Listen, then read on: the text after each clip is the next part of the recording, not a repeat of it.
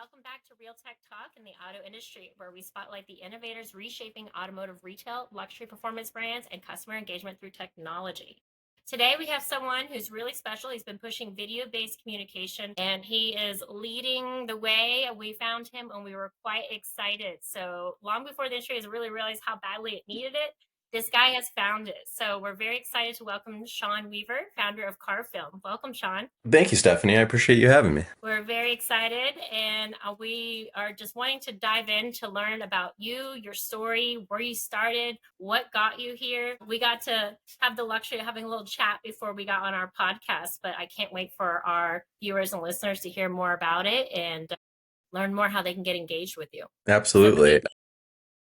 And I may get a little excited and animated. It's one of my favorite things when I can kind of get an audience. And I think the story's fun, and it actually leans really naturally into how my product, CarFilm, came to be and the space we filled within the industry. So if you'll give me the space, it'll take a couple minutes, but I'll rewind us back to 2015 when I got started in the auto business. So it'll be a decade, or it is now, and the company itself will be a decade next fall. But I began as an intern. I had kind of an interesting departure from what was probably the standard education path that a lot of people are more used to. I was going to a high school here in the Cleveland area, which has been home for me for my entire life. And after sophomore year, I had realized I was kind of disengaging and not being challenged by the academics being offered there. So I left high school and went to an online program before that had been kind of prompted by, let's say, the pandemic that we, all survived through. And I went and did my junior and senior year in about 6 months and just had it done, which left me with time on my hands and a desire to continue to challenge myself kind of academically and be productive. So I found myself looking to work, and I ended up in the auto business. And I was employed by a gentleman named Bernie Marino, who's since gone on to become the senator here in the state of Ohio. He is divested from all of his stores, but I began as an intern, and I didn't really know where that was going to take me. I knew that he had mostly luxury brands. There were about 20 dealerships in the group at the time. And the primary campus, his flagship stores, were a Mercedes-Benz in North Olmsted and Porsche of North Olmsted. The Mercedes store was the number one dealership in the central region, outsold Chicago. We were doing a ton of business. And it also happened to have been a 5-minute walk from my parents' house. So I was excited, thinking like that's an awesome gig, because at the time I was still living at home. But I ended up going through, well, everyone that gets hired to that organization at the time, and especially the interns, were sent to go through a sales training with a corporate trainer, a guy named Gary Tilkin. And in 5 days, we got a master class in sales. And I still stand by a lot of what I learned there, a key part of it being permission-based selling and understanding the dynamics of listening and letting a customer really lead you towards their best solution. Yeah. But in that sales training, what I didn't know was the corporate executive that also managed the intern program was kind of eyeing up the intern class and seeing whose talents may have fit different needs that the company had. And what I had hoped, so the 5 days we go through the sales training, and at the end we kind of got assigned to different dealerships to be an intern there. And I was all, fingers crossed, let's stick to the brands right down the street from my parents, walk to work, and they're really cool companies. But that wasn't what fate had in store for me. Instead, I got assigned to a Buick GMC store on the completely other side of town, an hour commute in rush hour traffic, bumper to bumper. And I was kind of bummed in the moment, but it turned out to be exactly kind of what I needed and where they needed me. And that's what that corporate executive was doing, was planting the ones that he saw have a certain bit of talent into the stores that needed the most help. And that was exactly what this Buick GMC store needed, was a lot of help. And it had some new management, some younger staff, which was kind of maybe a theme of the company at the time. And I started to report to the GM there, and pretty quickly got exposed to every aspect of the dealership, whether it be, merchandising, purchasing, finance. And that's really one of my favorite things about the auto industry, is as somebody that, like I mentioned, kind of left education after sophomore year of high school. I did get a high school diploma and all that, but because of the nature of my own business, I have not gone to college at this point. But I do Okay. think the auto business can really expose you to finance, sales, business, communications, materials, purchasing, all these different aspects of it. And I was blessed to also grow up one of my, not an uncle by blood, but we call him an Irish uncle because of the close familial kind of thing. He's a dealer up in Detroit. So I had already been kind of aware of the auto business, knew of the places it could take you. And I was fortunate to get to go with him to the Detroit Auto Show a few different times and see really the upper echelon of the industry too, the manufacturers. So I knew Yeah. this was a very interesting, it's not just, cars for sale. There's a lot more moving pieces and suppliers and parts and employment related to it with the Midwest and Detroit. But back to my story, I guess I'm in Buick GMC out in Beechwood for that summer. It was an internship, and my naive teenage brain just assumed internships are just a summer thing. So I do my summer stint, my 90 days there at that Buick GMC store. And I would say by the end of that first summer, they took me from intern to used car manager. I was merchandising, I was taking pictures, I was pricing cars. Wow. That all happened real fast. And again, it Yeah. was out of a place in need. But that summer ended. I was supposed to, go start another year of high school, but I'd already finished that. But they didn't really know that. And so I put myself into some independent studies and learned about coding and making websites and apps and things like that. And then in a more of a personal and hobby kind of desire, I went and started beginning a path towards getting my pilot's license, which is something I completed. It took about a decade. But I'm a licensed pilot in a fun fact manner. And after that what should have been a typical 9 month like school year, the summer was kind of coming back around, and my peers were saying it's time to look for a summer job again. I'm like, oh, okay, I should probably do that.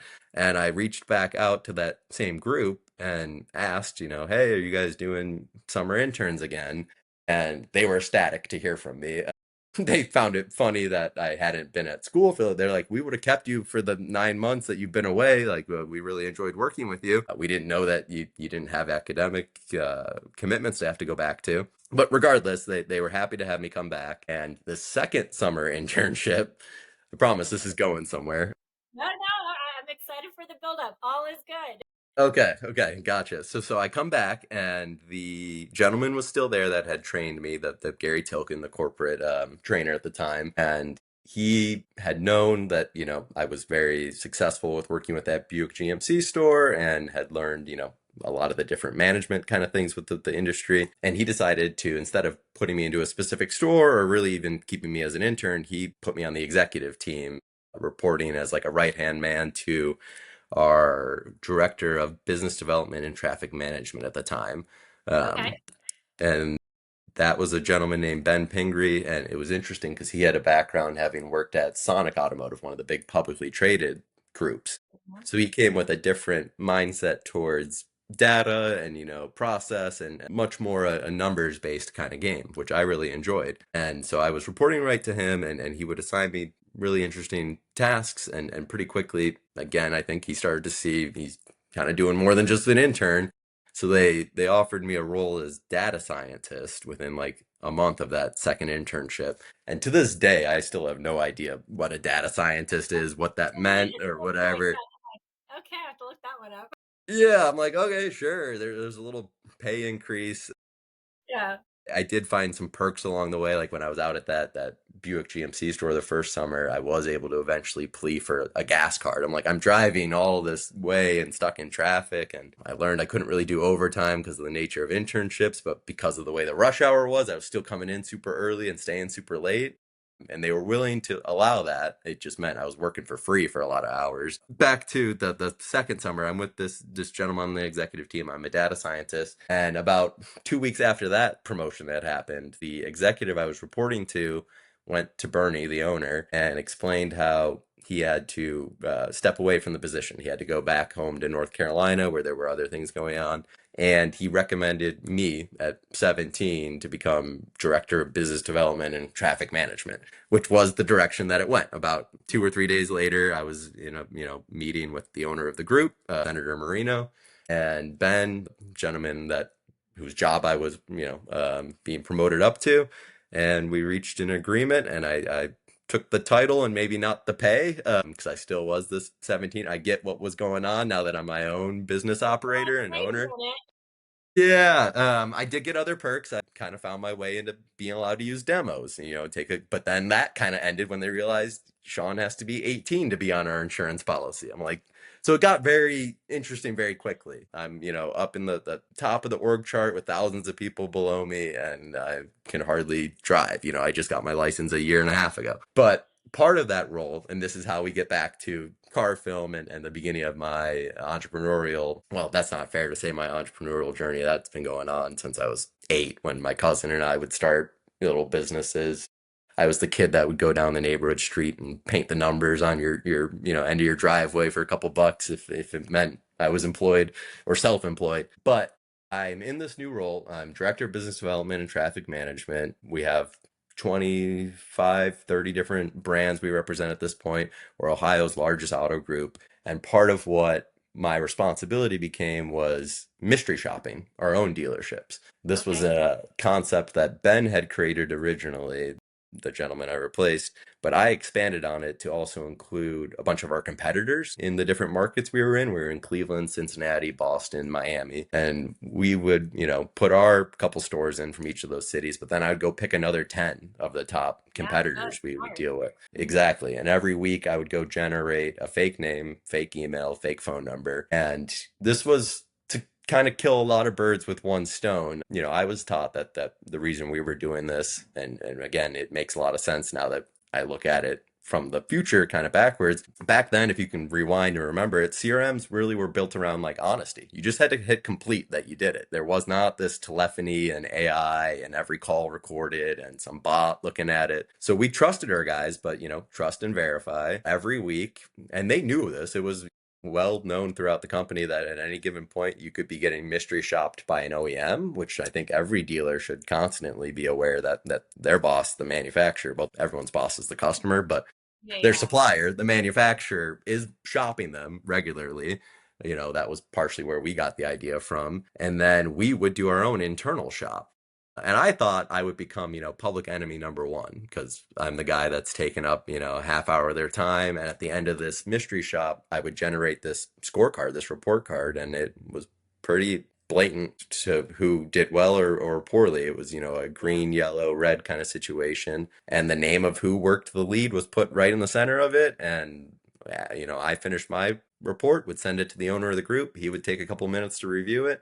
And then he would blast it out to the entire company and just let people know who the winners were and who the sinners were. And it really kept people, But then on the flip side, when I started to add this new component of shopping our competition, I figured, we'll use this as a way to benchmark ourselves. If we're shooting for 15 minutes or less, what are they kind of coming in at?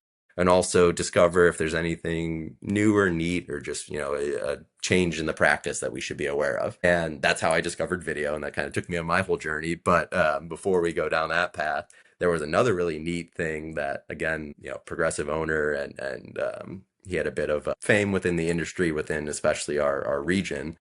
He would use it as a recruiting tool. If somebody sent a fantastic follow up or made a call really quick, he would just take that, email I gave him, look at their signature. He'd be calling them up in a minute and, hey, I'm Mr. Bernie Marino. I run the auto group up here. I want to offer you a job. You did fantastic on one of our mystery shops.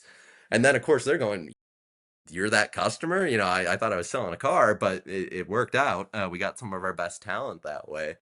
Clever. Really, yeah. And also just exposed me to knowing who was in the industry in these different cities. I got to see all the names, the pictures, the faces, but it was on one of those regular mystery shops. Now we're getting into the video world and into car film. All right. And please stop me if I feel like I've monopolized the conversation. So we were doing one of those shops, and I mentioned it kind of on the top that we had the Porsche dealership in North Olmsted, and in the Cleveland market, there's two Porsche dealerships. There's one on the west side of town and one on the east side of town, and they compete for each other's business. A Porsche client can travel to either side of town, or those dealers will come to you if you demand. So I was shopping our own store and that Beechwood one, and I asked a pretty similar question regarding how many sets of golf clubs could you put in the back of a used Panamera. And that was pretty typical for me to put a specific question into one of these mystery shops because I wanted to see were they actually slowing down for a second, reading it, because I had my hands on probably over mechanizing the process, putting in templates and and those have a place. I will stand by the need for that kind of thing. But your very first communication should be personalized and should answer any questions that come in. Yeah. So I sent in an inquiry that way. And our Porsche store in North Olmsted responded with the day one e-price template and just, drag, drop, click, send. Didn't answer my question in any way. The other kind of light bulb moment that I realized on that shop was not only did he not answer my question in any way, but everything he did send to me was stuff I had already seen online. Picture, price, mileage, there's nothing. Didn't separate out from anything. Yeah. Nothing, no. And definitely didn't read my inquiry. It's one of the most frustrating things when you're a consumer and whether you're talking to like a support line and they transfer you and you have to start the whole conversation over again, or you submit Absolutely. your so that was my store, North Olmsted, or the store I was, employed with at the time. And on the flip side, Beechwood, it's funny, I'm right in the center of town now, so when I point, I'm I'm on You First don't even Street, know and which you can way go you are. east or west. Yeah. So going east in Beechwood, they sent me back a video, and they were using a tool that I still compete with. Immediately when I received it, being a technologist, I was curious to try to figure out. Well, that was really fast. That was the other thing that they had sent this video to me in the same or less amount of time than my store could do a template. And we knew, the whole point of our mystery shop was around this idea that speed delete, 15 minutes or less, it matters. You got to get them. And so when I saw that they were still hitting that speed benchmark and they had done something different with the content, it set off some light bulbs. So I watched the video I had received. And it was fun. The sales guy over there, who we did try to recruit, he made it hyper personalized. He used the fake name that I had submitted. He made a fun joke about, oh, and of course my GM's got his clubs in the office. He's gonna leave after lunch. So he built, rapport and humor. And he went out there to the exact car I asked about, popped open the trunk, put the clubs in, made another joke about you could fit maybe a body or two next to it, that kind of thing, and wrapped it up by, and this is still something I train our dealers and car filmers on, that part of what you're selling here, really the key of it is you're selling yourself in the facilities. That's what the new thing is. Back to that example with the email my store sent. Yeah. I knew the price, I knew the pictures, I knew the car, and you hear this maybe in the industry lately that your customer knows more about the car than you do. So let them have that, and instead Yeah. show them something new because people love discovery. We're curious people, we're curious species. So when they see a face or a place they hadn't seen before, and especially with the way that these brands have invested so heavily in their facilities, we're talking, especially, Porsche in particular, that Beechwood store, they just spent $100 million. Roger Penske talks about it that he thinks it's crazy. I think it's crazy, but if you're going to do it, at least record it and show it off. They're becoming a statement now. There's movie theaters, there's cafes, like it's a whole different age It's now in dealership. wild. It's It's bananas. wild. And I have another client on the kind of farther out on the west side after you leave maybe the Cleveland municipal area and you head a little bit more into the rural areas. And it's so neat to see the way this is a store called Slyman's Chrysler Dodge Jeep Ram. And it's been family owned for generations. And you can see in the way that the blueprint of the store has had to expand the progression of the industry to move away from being able to service at home to having to add more service bays. More, you need an oil change? You got to come to the dealership. We need more service. And that's maybe going down a different path we don't need to explore. But a dealership used to just need to have enough space to kind of write up your paperwork and sell you some oil and some spark plugs. And, it kept progressively becoming more and more and more. And now you're right. They're becoming these like destination. We started to add coffee bars to our stores, nail salons, really interesting things, but it's all at an expense to somebody, the consumer. These cars aren't getting cheaper. But you're paying for it one way or the other. Exactly. So we could probably spend hours just talking about that, but that's a Yeah. little less in our control. So what I discovered in that moment was this ability to communicate using video. And, it seemed obvious because it was also the time that my younger generation was starting to lean really heavily into Snapchat. That was going on in the personal world, and now I saw a professional use of something similar, and I was immediately enamored. I went to the owner, I showed him the report and the email I got back, and he was the same way. He's like, "This is the greatest thing since sliced bread. Like it's like we're in their showroom, even though we're on the other side of town." And so we thought this should be easy. Let's go get the tool they had. It was a company I still compete with them today. I'm not going to sit here and say I invented video or anything but of that nature. It was out there, and someone had already kind of started playing around in the space. So we thought we'll just start a 1 month, pilot program at our flagship store. I called up the vendor. They gave us services for free because they wanted, to work with the bigger group. And I tried. I took it to our staff and really pushed it, but they didn't like it. It was too slow, too clunky. The managers, it was too expensive. It was all the things they would Yeah. say no to software for. And then I went back to the drawing board or to the owner specifically. I'm like, well, but we still want to do video, but we don't want to do that video. Can Yeah. I try to make us something? And initially I thought I was just doing a one-time tool for the group I was working for. I was maybe going to get a nice bonus on the holidays or something like that. But as it got more involved, and I realized I wasn't going to be able to do it myself, I went and brought on my cousin, who him and I have done plenty of these kind of skunk works sort of projects together before. And we sat at his kitchen table. We wrote up all the, apps and websites and stuff like that. And on the drive in to kind of deliver it to the group and, maybe call it done, that Yeah. same cousin who wicked smart always knows what to say at the right time, maybe smarter than me. He got out of the business. He's on a beach in Hawaii. He's not thinking about these auto industry issues that I'm talking about. He's enjoying life.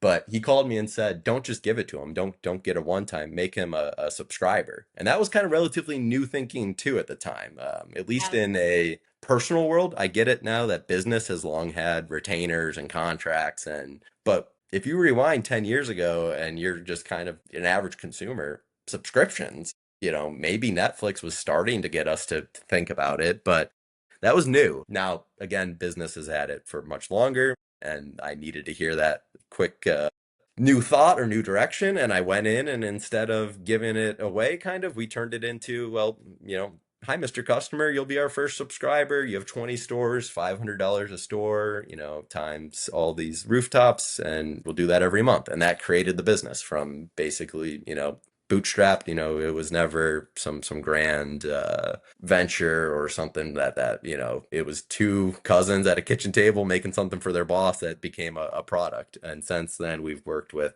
1,000+ dealerships, 2 million different videos. Lately, we have started to begin exploring ways that, maybe we can leverage AI to, because 2 million videos, there's no man or woman that would be able to watch all of them and make conclusions. But we've seen opportunities now with technology where it's insane, having a catalog like this, the things we can decipher about. I mean, an example would be like vocabulary, literally looking at like what words make these cars sell quicker versus, having to discount more. That's been pretty neat.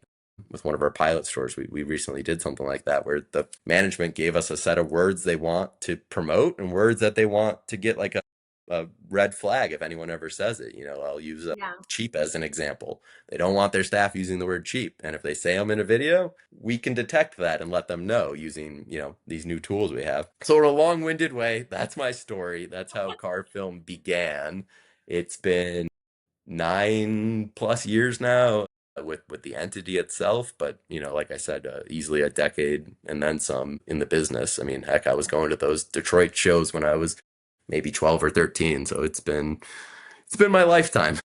No, that's awesome. I love it. And so with this, the involvement of the auto industry and what you've got to witness firsthand, even as a teenager, it's really interesting and fun to learn how early in life you actually got engaged in the industry and now what you've seen from then till now. And yet things were clunky and there's still very many like dated dealerships I walk into and I'm like, all right, guys, get up with the times. So is that something for like you? Are y'all, is this a cold calling thing or is it through your social media and your website you're seeing you're catching people's eyes? Is it word of mouth? Kind of like where are you kind of like landscaping That's your a really interesting question, and I think you've asked it at a moment where it's been shifting in this okay. particular like year. Maybe it's post-pandemic shifting. At the beginning of it, rewind back to 9 years ago, 10 years ago, it was as simple as maybe walking into any store or kind of calling up and asking, is there a GM that would be interested in hearing about a new tool that, could sell more cars and increase profitability. And then there was obviously the trade shows that was a big piece of our early success with attending these different conventions. And, there's something special about everyone in one place and also with the mindset of we're here to progress, not necessarily to purchase new things, but to shake up the board in some capacity. They're not going there just for the heck of it. Just like the same way nobody walks into a car dealership without some feeling of I'm, in the market to buy a car. Like you'd be Yeah. naive to think anyone's going in. Now I'm one of those crazies who just feels fun and happy in a car dealership. I could spend all day and hang out in dealerships. I think it goes back to having spent like my glory days, my high school years in dealerships, that they just feel comfortable and like homey to me. For you. So it It's a resonates. safe space. I've always met, exceptional people in the industry. I think that you wouldn't be in the auto industry if you weren't friendly and weren't, a people person. So I find it really, I'm blessed to work in such an industry like that. But like I mentioned, that things have seemed to shift, and what I'm noticing is, and I think some of this is coming from consolidation, that there's, groups are only getting bigger and bigger and bigger. And as that happens, the actual manager at a store level, I believe their authority seems to, kind of erode a little bit, depending on the nature of the group. Some of them are very strong believers in the, let the GM be the GM and they run their own statement. Procter and Gamble kind of famously does that with their own products, of each one's its own business unit. And it's gotten them very far. I don't know why more other big businesses don't study that kind of model, but instead they seem to end up with an executive team that, kind of carries the weight of decisions. But I don't think that that's been some, solo driver of this difference. I think that that's been going on for the last 10 years and will continue to go on. But what I've noticed is the management themselves, they just seem to not have the authority to make a decision at the store level like they used to. Yeah.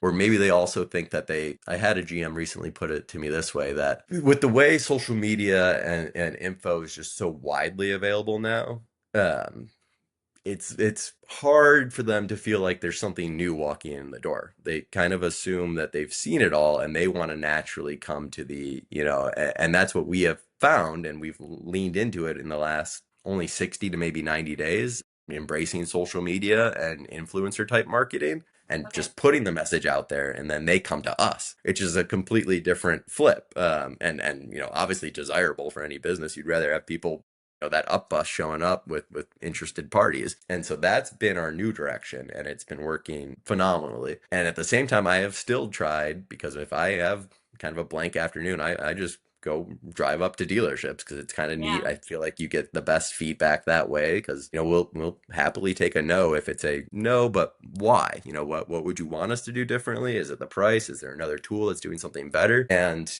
when I go do those types of visits, you just don't even get the ear time anymore. Hmm. And I know everybody's busy. We've all got a feed we can scroll forever. But eh, back not even 10 years, but 2, 3, 4 years, like if I walked in and told them I had something that could make them more money, people were interested and they would give you the, time to kind of present it. So I've seen that shift, and I don't know how that, if it's going to shift back or if that's the new direction we're heading, but we have chosen ourselves to embrace this opportunity to kind of just put our message out there and let people come do it themselves. And that's been using social media and influencers. Absolutely. So, like, the auto industry is so comfortable doing things the old way. So, like referrals, emails, phone calls. But with customers, their expectations have changed greatly. So, from your vantage point, how has technology and AI transformed dealership communication with the customer acquisition? So, we just pivoted from yours with the dealerships and that acquisition, but how do you feel has it changed on the customer forefront? Yeah, so I think it's similar. It's that back to that all the info's out there now. What role does the dealer play when everything's already exposed and you do become their, it's still a massively large purchase. It's the most expensive thing most Americans will buy, Second thing especially to on a the house. regular basis. Yeah, and home ownership is becoming less and less approachable. So, the car, and even the car is not, a lot of it's leasing, and then that puts them into a repeat cycle. And I feel like the consumer, because of the sophistication of the way that these things are purchased, whether it's financing or leasing, they still want the help of a dealer, with the exception of, obviously there's Carvana buyers and Amazon buyers. And I am a firm believer that that's only going to continue to expand, and they will keep it. And it blows my mind that dealers aren't taking it as big of a threat as maybe they could. If they're taking one deal from you every month right now, that's already enough for it to be an issue. If it becomes two deals, three deals, we got a critical issue. These businesses run on a very, very fine margin, and I've been sounding the alarm.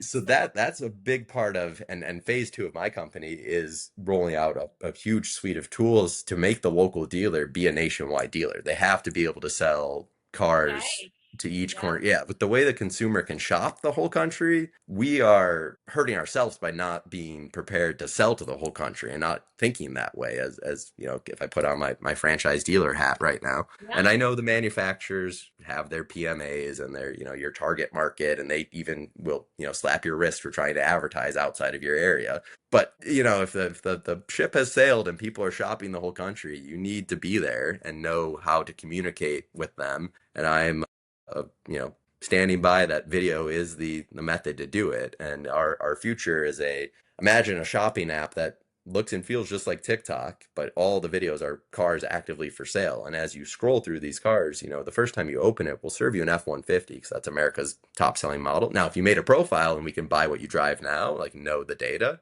we'll show you something similar to what you drive now because odds are you're not. It's rare that people go from a coupe up to, a souped up diesel truck. So we will feed you videos, and based on your watching habits, the same way TikTok found out all of our hobbies, we will narrow you down to a car, and we'll even do it, it's somewhat of like a TikTok getting the vehicle selection, but it's also like Tinder that if you are watching when a woman's talking about a car, we will show you more female salespeople versus if you seem to be more interested when there's a man talking about it. So this app, this is getting ahead of my skis a little bit and maybe showing my cards, but I think the industry collectively needs these types of tools, and it's not just going to be one person doing it. But I see video being the medium can make the local dealer be able to sell across the whole country. And when the customer is scrolling through this app and falls in love with that red Mustang that might be on the other side of the country, it'll tell them the estimated cost for shipping and it'll give them a smooth mechanism for financing. And they're still going to, have a connection to the dealer. Like these Yeah. videos will be narrated. They're not, and I'm not, looking to put AI narration. Like I want people still involved because I think that is part of what it's the people buy from people, and it makes the deal move quicker. Time kills deals. If it was all robotic and AI, you might lose interest in buying the car and move on to thinking about cat videos or something. But when there's a person and someone's following up with you and you feel a connection, and especially when they've gone to the lengths of making you a video, once it gets personalized, like what we work in right now, the messaging side of things, that's been one of the big breakthroughs is that personalized communication, it just naturally builds up this reciprocity that you owe the person, even if it's you know what, I hated that car, I don't want to buy it, but thank you for making the video. And that's why, and this goes all the way back to that mystery shop. I think I forgot to mention it, that as that gentleman out in the Beechwood store ended his video, he was very keen, and I train on this still, to say, hey, Mr. Customer, I know things may change, this might end up not being the right car, the pricing may, exceed your budget. But regardless, I'm here. Our facility is here. Take a look, and I will continue to meet you on this video format. And you can shop from home, your office, wherever you need. I'm your guy. And it built a relationship. I think Yeah. TrueCar used to be the kings of this, speaking about being somebody's car buying expert. That Okay. Yeah.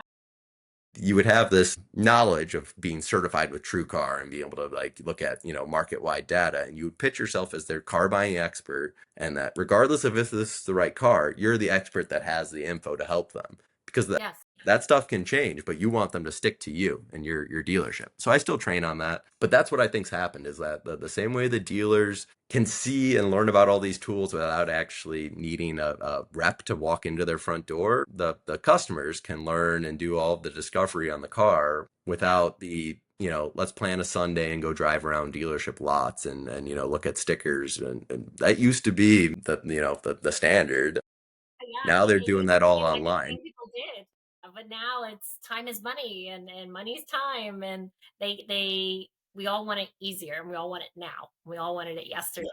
And I feel like with your videoing features too, that helps bring some more legitimacy to what they're actually purchasing too. Because I feel like in the past, like like in pictures, if you're shopping by photos, you only see what they want you to see, but you're not seeing the defects and the things that you can't see from the naked eye. So I think that's really neat. Y'all do a full walk around and really can get more involved in what the actual investment's going to be for that customer. Yeah, that's one of the areas we're actually actively expanding into. And it's funny because I would have thought we've kind of matured out of this and maybe didn't need to still address it, but the like bait and switch kind of ideas. So we're rolling out a new tool or feature in our app where the dealer or the salesperson can scan the VIN as they make the video. Think we're still deciding if it's going to be before or after the video, but they could associate the VIN to the video. We're calling it VIN verified. And what it does is it's going to log the device, the latitude and longitude, the time, and the VIN.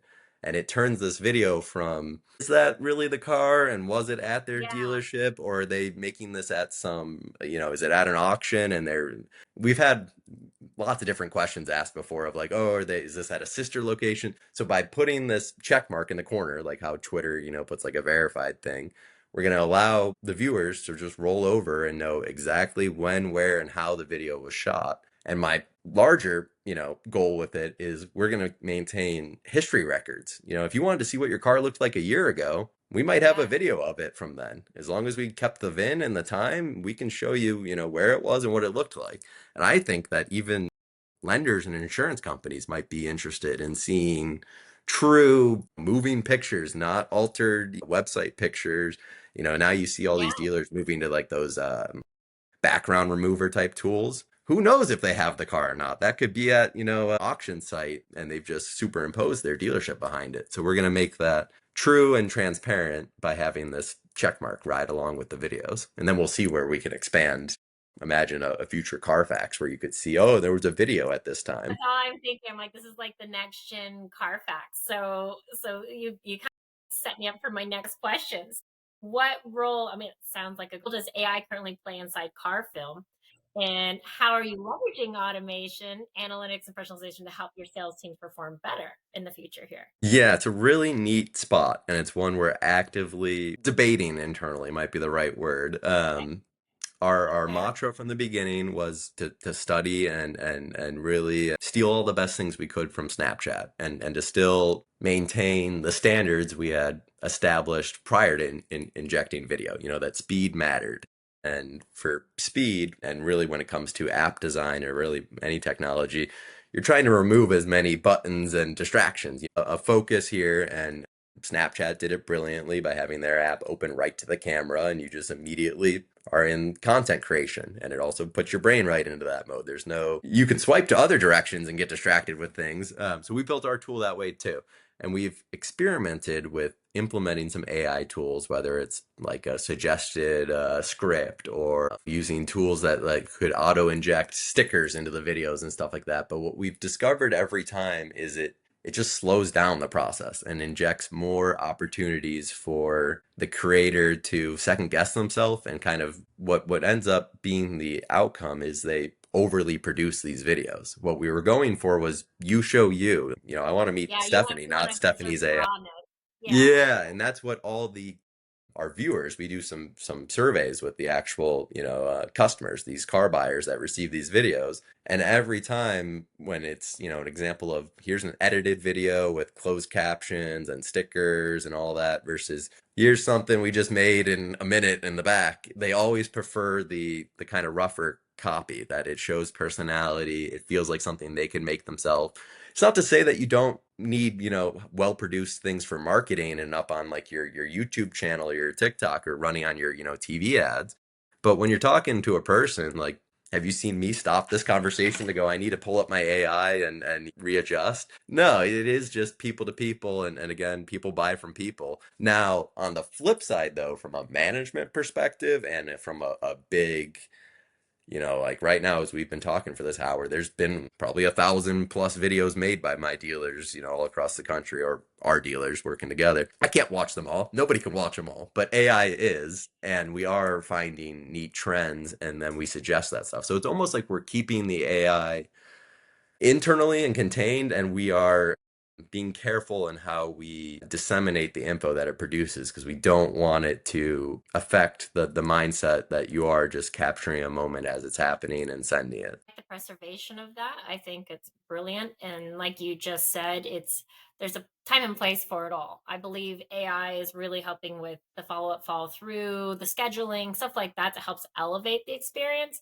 But I think we are dehumanizing things too much, that's where you really found a very unique space. And props to you for finding this niche, and that really has a place not only now but for the future, because purchasing habits are changing. Shopping is changing. Everything is in a now industry. We need something today, it can be delivered today. We can have it, delivered tomorrow morning. We can pick the time now. It's unreal It's what we wild. can do. And that's what's so exciting with everything that you have coming down the pipeline. Now, with what about the luxury space for you? So, obviously, I feel like your tool really elevates to more the upper echelon of automotive dealerships, especially because those are the clients that want the white glove service. They want to see your face, they want to hear your voice. How do you feel the response has been with that market? When you focus on that segment, how do you see the results compared to like your mid tier automotive dealerships? Yeah, that's been really neat. And it's something that I've had to, again, kind of make my own peace with it. Naively at the beginning, I assumed this was kind of a luxury tool. And I also was coming from a group that mainly represented luxury brands. That was our bread and butter. I was kind of an anomaly to have been at that Buick GMC store. I was like, this isn't luxury. Buick GMCs are luxury. They're nice cars. But Yeah, they are. what I came to realize, and what my dealers tell me now and what we hear constantly, is in the luxury segment, it's almost a, like you said, a standard, just an expectation. They're getting used to this type of level of service.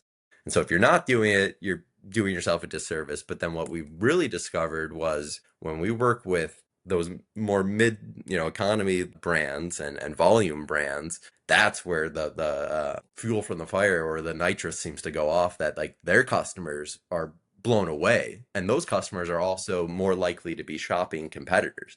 Your luxury buyer has a relationship perhaps already established at a dealership. They may also already have figured out their financing and things like that. They're not necessarily the most attractive customer to acquire, or that's not the right phrasing to it, but they, and also there's just less of them. Now, interestingly, in the economy lately, the top 10% are doing 50% of the consumer spending, so that's an interesting shift of, Yeah. maybe do focus on the luxury stuff. But in this American economy, especially, everyone needs a car. Whether you are a luxury, it's just a car country, car economy. And there are more economy buyers, and as a vendor and a tool, there are more economy dealers. If I were to only focus, and then I'm a Porsche fan as a kind of like brand enthusiast, but if I only focused on Porsche dealers, and I wrongly did at the beginning, back to that naive, when you don't know what you don't know, there's only a couple hundred of those, versus if I go after the Ford dealers, there's Yeah, you're thousands going of after like those. 3% out of the pool of, hundreds of thousands. Exactly. And those Ford customers, their minds are blown when they get a personalized video. And there's not the, oh, that's nice. I got one from my watch guy last week. It's a, wow, you really went and took this to another level, and you gave me this white glove service that I hadn't ever seen before. It was funny though when you mentioned that when I was working with that owner, we initially kind of started the concept together. He happened to have sold a dealership, and because of the way of my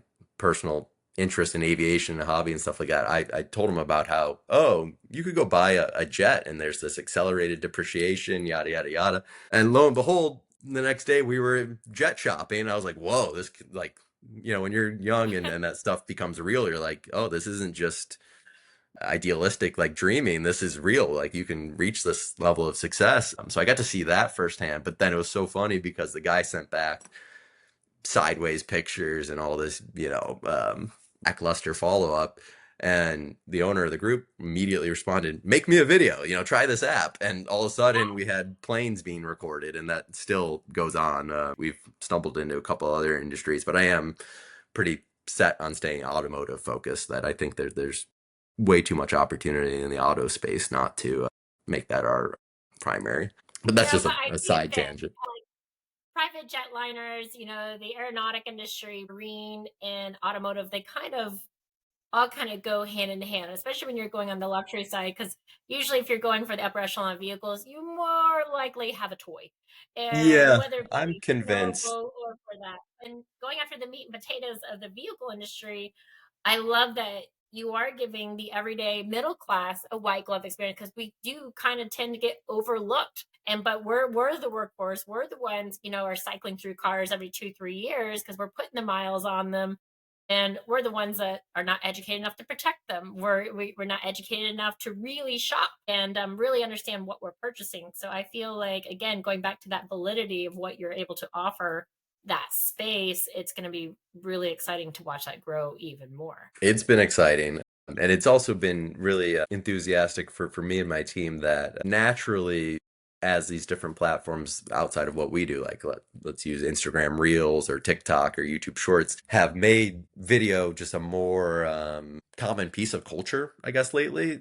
It's become much easier to have these automotive staff embrace it and want to and get excited about it. Like I give the example pretty often of when I started this 9 years ago, if I texted my dad right now, hey, send me where you're at right now, he would send a picture. Now, if I asked him, he would make me a little video. Like it just happened. Like Zeitgeist, or the common, the way of the times is shifting towards video. And I think it's only going to continue to do that. And to your point, we did find a neat spot where there are more than just even cars, that there are planes, boats. I'm convinced that will really help in any transaction that has like a VIN number, whether it's power Yeah. sports, boats, cars, because the way we're developing our tools, whether it's that verifying or this shopping, we do need, and this is our big theme for the next 12 months. We've made a long career now of creating these virtual assets in the form of videos, communication assets, but we need to associate these videos to a physical asset to track, did it sell the car quicker, did it make more profit, and also to just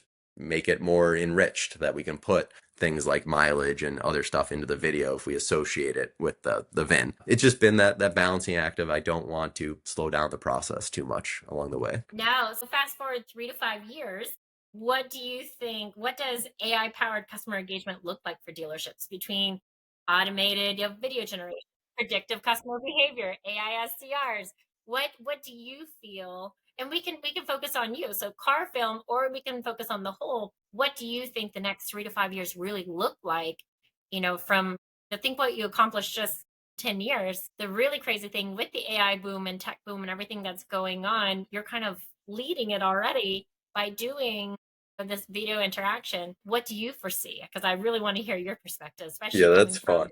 you know, your basis. That's a fun question, and you gave me a good amount of runway, 3 to 5 years. If you said a year, I know what I'm doing for the next year or two. I saw And you getting all giddy over there, so I'm yeah, excited for I'm a bit of a futurist, and people may suggest or say that this seems a little out there, but this is when I close my eyes and think of what it looks like in 3 to 5 years. I think there's a lot of changes still coming. And I think even my space, specifically with the videos, I see an opportunity, and I'm going to try to resist this, but we are going to invest in exploring it and probably create some proofs of concepts to see if it has merit to leverage drones. I think that you could deploy drones to car dealerships in an intelligent way, like a roof mounted base, and maybe designate a certain amount of the lot to be the what I envision is, and the reason I hesitate to go down this path is I think it does somewhat remove the human part of what we do right now. And the way I can kind of supplement a human back into it is via narration and still some personalized video clips like we've kind of been discussing. But yeah. I see a future, and like I said, we'll build out the proof of concept and see if it actually makes sense, where you could designate 4 parking spots in your footprint of your dealership to be the photo spot, video spot, the scan spot would frankly be what it is. And this drone would automate, be on an automatic type of program where once 4 cars have been pulled into these spots and somebody on the ground clicks, ready, it would come and fly around and do like a 360 orbit and capture a bunch of pictures like what we're used to from a 360 booth.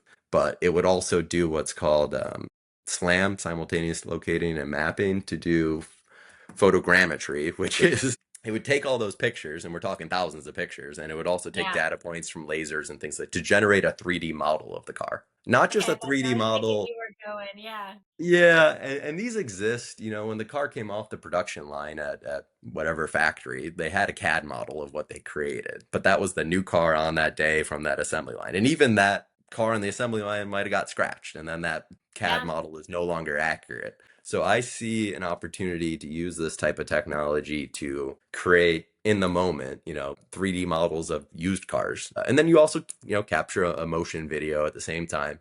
But then what you can do with that 3D model is pretty bonkers. If you want to see, we could also use Google Street View to go by your house and see your driveway and render a fake scene. And all of a sudden, we can put that used car in your driveway. And we also could maybe find out. Right? Yeah. Yeah, so, and I think that because Hollywood's gotten so good at this, people don't always realize when they're watching that Avengers movie and there's like that fight scene on a bridge and cars are getting thrown around. Those are 3D models that are just beautifully rendered to look so real. And with the progression of technology, and this is where, when you gave me 3 to 5 years, I got excited. This won't happen next year, but I do think in Yeah. 3 to 5 years, like I've already done a van and I've scanned it. I've done my own little proof of concept in my parents' driveway because they had more room to, fly a drone. It's Yeah. doable. It just takes a little bit too much manpower and kind of human intelligence that we need to continue to move to artificial intelligence. If this is the direction. Now, you heard all that and you didn't really hear where the human gets involved. Now you have a lot porter pulling up 4 cars to a spot and clicking go. And sure, there's the opportunity to have a human narrate it, but I also could be AI narrated. We can learn everything about stuff. It could be narrated by your daughter, or your mom, or your dog could bark its way through it could get really crazy really quickly. And I'm not the only one thinking about these things. There's a company, UVI, maybe you've heard of them. They're like the MRI machine for cars, and the Carvanas and the Amazons think this way too. But I think the local dealer needs to be thinking this way or needs to lean into partners like us that Yeah. let the baker bake the bread. I Exactly. Find I went experts. through a sales course, but I'm not a sales expert. I leave that to the dealers. I am the technologist and the futurist and would happily come in with the tools they need. No, I love that. Now let's dig deeper on CarFilm itself. For people who may not know the platform, what's the core purpose of CarFilm and who is your ideal user inside of a dealership? Okay, so CarFilm as it stands today, is a messaging tool, an additional, widget to maybe add to your sales tool belt that unlocks the ability to capture quick videos. We suggest maybe 2 minutes or less where dealers and sales staff are able to introduce themselves, build rapport, and then our tool easily integrates right into their CRM so they can text and email these from the channels that their customers are already used to. I think that got way out of hand for a while of like dealerships giving customers like 5 different phone numbers to try to have to do a deal through. Am I working with you or your CRM or your BDC, or you got to remember these are just people who want to work with people. So we Yeah. try to keep it straightforward and stick to the channels they already know in the CRM, and that way management can still see what's going on. So our app makes it super simple. Our target audience, and this actually goes kind of to that earlier question about what's shifted in the market and purchasing habits. For the longest time, our primary product was a subscription for the whole entire dealership.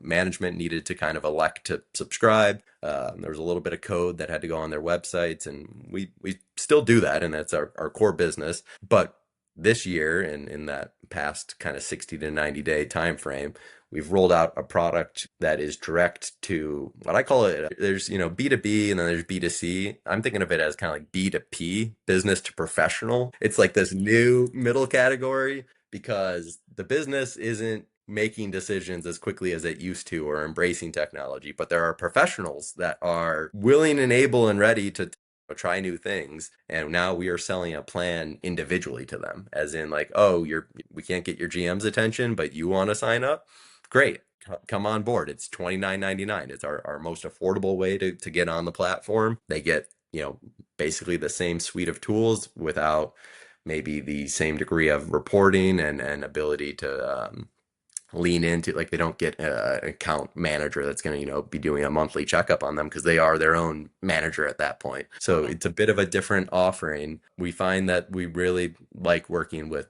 people that way, that these are the go-getters that want to, it's not being force-fed, they're choosing Yeah. to come to it. So that's been a new and exciting offering. but that's kind of where we stand. We're in the messaging world today. In the future, we see shopping and we see lots more. But in the current capacity, we make it super quick and easy for anyone to jump into it. I think it's wrong for dealers or anyone to think that this is something just for the young people to do. I can tell Agreed. you from our trends and stats, it's not. Actually, a lot of the more seasoned veterans produce higher volume and more engaging content. They just seem to be more themselves on camera. They don't feel as much of a maybe there's something going on in the young world of everyone thinks they have to be this super well put together influencer or something where They don't worry about filters. yeah, no. When you've been around it, and I get it that it comes with experience. When you've done it for 10 years, you just get to the point and you are yourself. You have that confidence. So it'd be wrong to think that you have to be this young whippersnapper to pick it up. It's definitely something anyone can do. Yeah, absolutely. Do you have, with that being said, do you have any recent success stories you would love to share with us? Certainly, I have an odd one that we were just working on. We're going to produce a little bit of a skit and kind of remake this scenario. It happened this past summer. Success story. It was, yeah, no, it was successful for the dealer. It wasn't successful for the viewer of the video. What ended up happening was we had a dealership that has used our tools. They make it a standard. It's done every single time. Anyone who inquires, with a phone up or an internet lead is getting a personalized video, introducing, the representative that's going to work with them and also whatever car they inquired on. And at this dealership, they had a customer shop them over the internet, asked about a car, set up a test drive. And along the way, the salesperson sent a video to them. And the customer came in, they did their test drive and all that. And what it ended up being was one of those examples where they swapped the key on the end of the test drive. This was Grand Theft Auto is where this story's going. The car got stolen from the dealership's inventory was stolen overnight. Oh my gosh. But thanks to CarFilm and our technology, we were able to supply them the IP address of this person that had shopped. They sent them a Wow. video. They followed their process, and the criminal watched the video. That was our saving grace that they actually were interested. Like the video had that kind of power. This guy was not buying a car. This is a crook. But he got a video and was curious enough to watch it. So we logged their address and we ended up working with Homeland Security and they found the guy. Like we got a letter, thanking us. It was all a fun journey. And it really shows the technology too, that we are Yeah, logging location. technology came Every through. exactly. We had the location, that the technology worked. Their sales process worked. They sent the video and they recovered the car. The person I would assume is going through, criminal proceedings now or something. I don't know. But we got a nice thank I'm you having a letter. good rest of the year. hmm And that dealership continues to work with us. And I'm sure that they'll probably stick around for a little while now that we've not only helped them sell cars, but also helped them recover their stolen ones. Recover their asset. Well, this kind of like Yeah. goes right into my next question, which is hilarious. So, what common mistakes do dealerships make when adopting? Well, that one's not too bad, but the one that still blows my mind that we have this happen probably annually is different sales professionals or staff members that record things that you would never want your boss to see, but you're using this app that's issued from your company, and we get, all the videos get fed into a management type of dashboard. And so there's been lots of oddities. I'll stick to a common theme of like drag racing. Like people are on test drives and they're out speeding in these cars and stuff and recording it. And I've had to, have some hard conversations with the managers that then have to, let staff go because of what's captured on these videos or using like profanity. And then on the flip Congratulations, side, you just validated that you broke the law. right. And I was taught, and maybe this is, a sign of the kind of upbringing I got, that photos and videos, that's all evidence. Like that's not. So we don't like to see that. And what we tell everybody, and I don't know how this doesn't click, is nothing is ever deleted. Not just in car film, but just in general with the internet, it's never deleted. So in our app, there is a way for, you to delete a video, but it just deletes on your view. We keep it and your manager Still still has a maintain it. copy. Yeah, exactly. So, think about that and think about what you put on maybe your Instagram or Reddit and stuff that you can't delete it. I mean, you can hide it, but Yeah. it's there. So we see some of that. I think that in general with AI, having too much of it becomes a problem, and having too many phone numbers. Back to that simple thing of like, if you haven't ever put yourself in the shoes of your shopper, back to like me doing those mystery shops every week, Yeah. pretty quickly you start to learn this is ridiculous. I'm getting an opt-in, I'm getting a email, I'm getting like this is just too much. I would never. Yeah. So Yeah, that's been my observation. I agree on that one for sure. But well, your insights really highlight how rapidly expectations are changing and how the tools like CarFilm bridge the gap between old school sales and the next generation engagement. It's really cool to see how you're leveraging both. You're rehumanizing the process while using technology as well to help enable you to have a larger audience. So for entrepreneurs, dealership owners, or even young salespeople listening right now, what final advice would you give about embracing innovation, using AI effectively, and building systems, but keeping it human as well? I think the key is keeping it human. I'm a really strong believer that the vast majority, if not all, of my success has come from person to person, meeting people, taking calls like this, going into dealerships, going to the trade shows. And dealers, I would remind them too to have confidence and remember you have this asset that people are coming to purchase. You have the leverage in the transaction. That's something I always have to kind of seem to get over that hurdle of like, well, if we send them videos, are they going to come in? Or if we embrace technology, are they going to like either they're going to come in to get the keys or you're going to go to them. Don't be afraid to do it differently while recognizing your position within market, that they should embrace new things with confidence that they. And I think you could apply this to more than just car dealers of a lot of different businesses that take stock of, the leverage you have over your consumers and acknowledge whether or not that's going to be harmed by whatever progressive ideas may be coming. More often than not, I think it tends to remain the same, and you can just get a better experience by advancing. And I think collectively we all need to continue ratcheting up and getting. I think that's, the purpose of almost like existence. You're trying to make it better for the next person. Evolution at its finest. You got to keep evolving, otherwise we become stagnant or we get left behind. Exactly. So that would be my spot there. But continue to, to anybody, person to person, in person. If there was an opportunity for us to have this conversation in person, I would always elect that over this virtual world we continue to go deeper into. And I'm actually surprised that this has been such a flop. I was pretty convinced we were going into headsets there for a little bit. Yeah. Now we're seeing glasses seem to take a front seat position there. But, I saw a world where you were walking through a dealership in your headset and, you and I might be having this conversation in Virtual. our headsets. Exactly. And I think Apple saw that world too. It seems to have cost them a lot of money and attention. For everyone, how can our listeners find you? How can we find CarFilm? Definitely.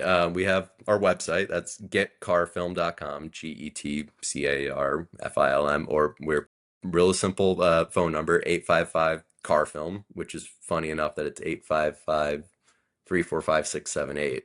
Everyone, have a wonderful day. I'll add one more point that you can find us Please do. on social media. We've been embracing social media a lot lately. Our car film pages, there's a lot of regular content. Definitely join us on that fun adventure too. That's our latest push. There's a lot coming down the pipeline, so get eyes on Get CarFilm. Thank you for tuning in to Thanks, Real Tech Talk in the auto industry. We'll see you next time. everybody.